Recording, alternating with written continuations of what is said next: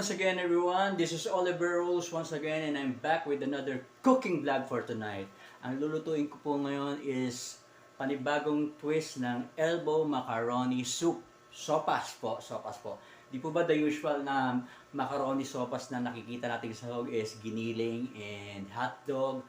Ang gagawin ko po sa elbow macaroni sopas ko ngayon, ang isasahog ko ay corn tuna. Yes, with veggies. Yes, yan po ang gagawin kong twist ng elbow macaroni sopas ngayon. So stand by guys and I will show you later how I will cook my elbow macaroni sopas with corn tuna and veggies. Ingat po ang lahat. God bless and have a blessed Wednesday ahead to all of us. Till later po.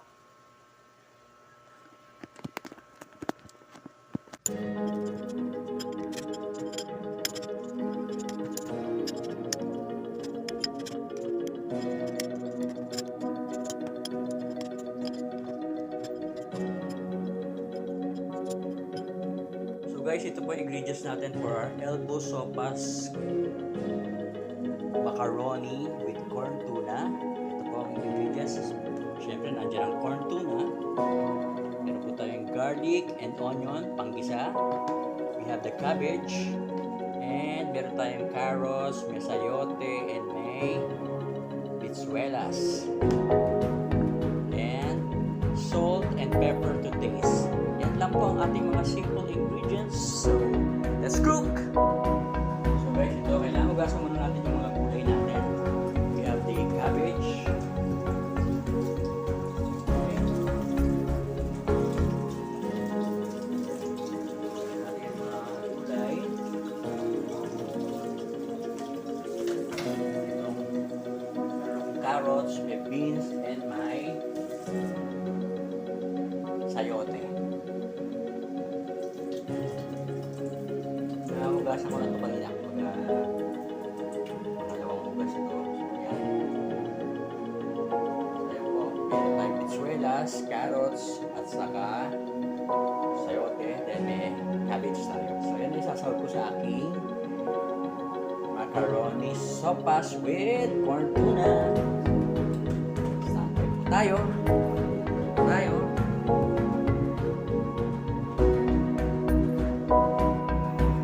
Guys, igigisa ko na yung corn tuna para sa ating macaroni soup sopas with corn tuna. So, yan, igisa natin yung bawang at sibuyas.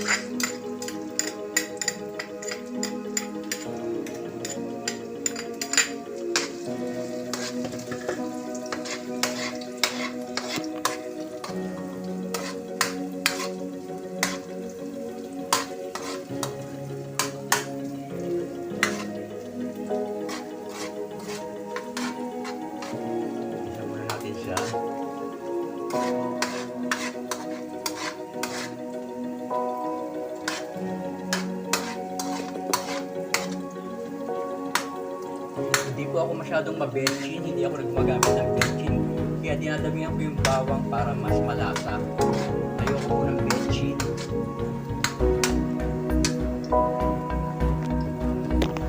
Masama ang betchin sa'yo. So tapos, lalagay na po natin ang ating corn tuna.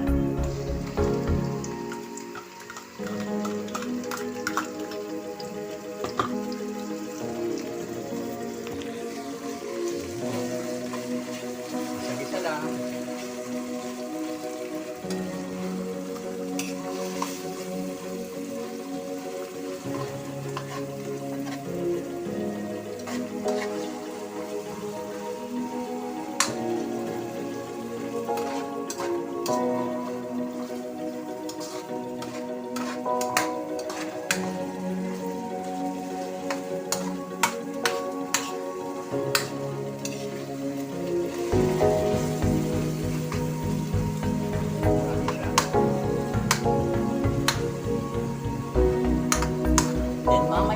Ihahalo natin dyan yung pinakuluan natin, papakuluan natin sopas, macaroni soup.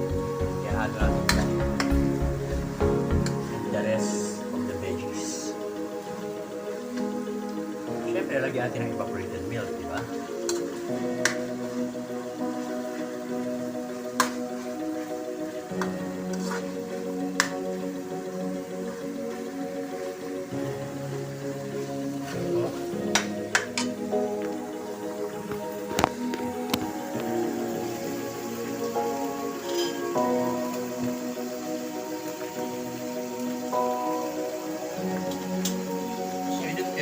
pre-boiled nating macaroni. Pre-boiled na po siya. Kaya pwede natin ihalo.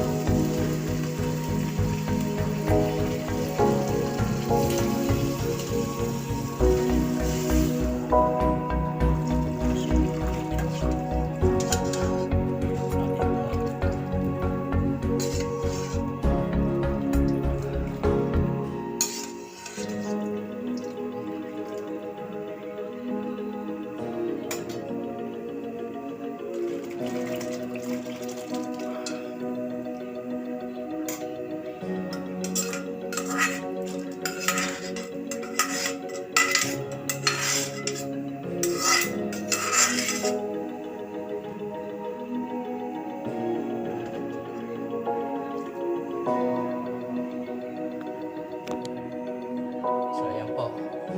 So, pakukuloyin pa po natin siya ng konti for few minutes and ihalo natin later yung veggies.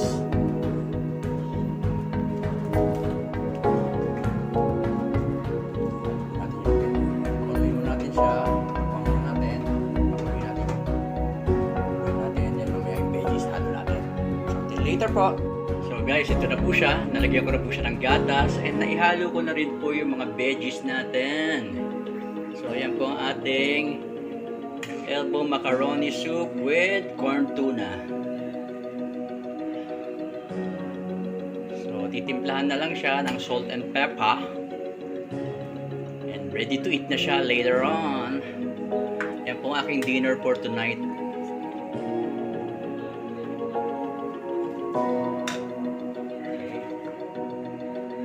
So, titimplahan na po natin siya ng salt and pepper.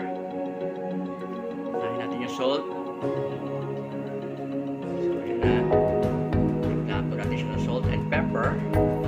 So, ayan po.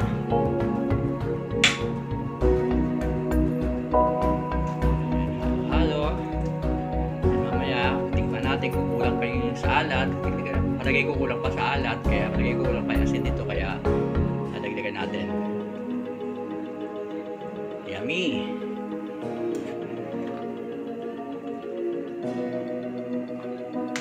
Yummy, yummy!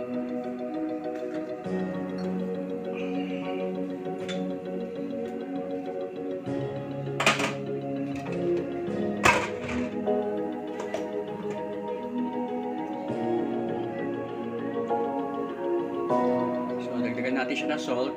Kung matabang yan, dagdagan natin siya ng salt. Okay.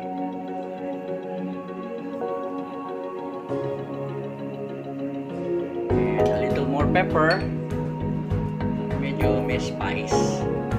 Although spicy corn tuna na yung ginamit ko, mas masarap mas may dagdag anghang pa. Mas may dagdag na spice pa.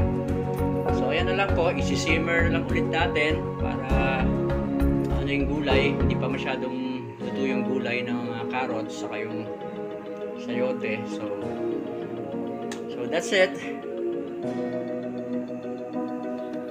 Yan po ang ating elbow macaroni with corn tuna sopas.